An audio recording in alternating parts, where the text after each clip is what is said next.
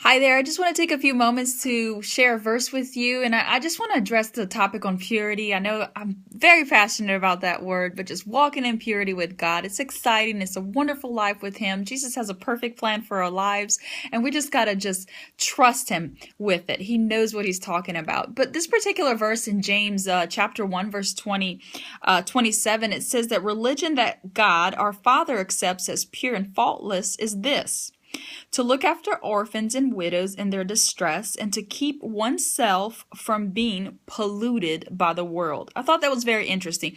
We know about, taking care of the orphans and the widows, but to keep oneself pure from being polluted by the world. That's like true religion, that God counts that as pure and faultless.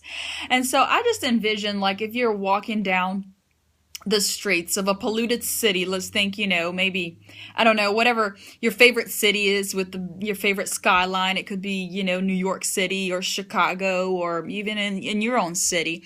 But you think about, if you're walking, how do you stay? I was just thinking about this. If I'm walking down the streets and let's say that is a polluted, the air is somewhat polluted. How do I avoid those pollution to get into my, my pores and to get onto me? What is it that I must do to avoid pollution? And I was just like thinking about that for just a moment. And I just felt like in the spirit world, or, in the world that we live in, the Bible tells us that you are in the world, be in the world, but you're not of the world. Yes, we're on this earth and God placed us here for a purpose and a mission, but we're not of it. And so I just felt like God said, if you just abide in me, if you hide yourself in me in Christ, I will protect you from the pollutions of this world, from the things that can so contaminate us.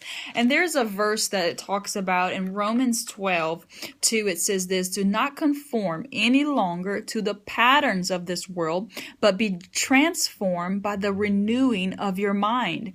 Then you will be able to test and approve what God's will is, His good, pleasing, and perfect will. So just like, how do we live this life? How do we go about our life without being contaminated and polluted, and to walk in purity?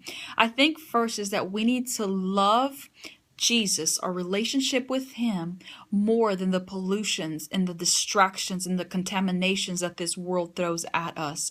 We need to have a focus, and that is a daily focus, is striving to find Christ, to fix our eyes on Him, so that we can walk out the door confident. Okay, God, you got me. I'm covered. I am in Christ. I'm going to be a blessing to the world. I'm going to be a light unto the world. I'm going to shine Jesus into this world, and I can do it without the pollutions and the things that can come at me, the temptations that life brings at me, and be a blessing into a world that needs the hope of Jesus Christ.